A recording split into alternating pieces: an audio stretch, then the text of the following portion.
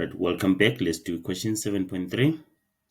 Use the graphs to determine the value of x in the interval negative 180 degrees to 180 degrees, for which f of x minus g of x is equal to 1.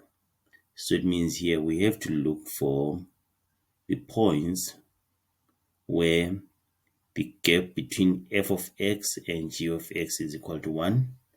So we have this part here, the gap between f of x and g of x is equal to 1.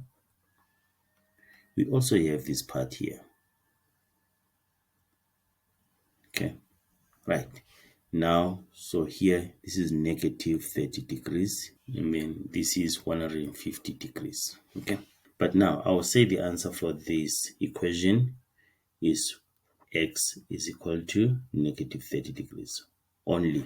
Why not 150 degrees? Because if you check here at 150 degrees, when x is 150 degrees, f of x is actually lower than g of x, meaning that f of x is smaller than g of x at what? At x is equal to 150 degrees. So if you say f of x minus g of x, if you say f of x minus g of x here, we are going to get negative 1. You see that? Not 1. You see that? Okay. So the solution for this equation is when x is equal to negative 30 only. So we'll meet when I do question 7.4.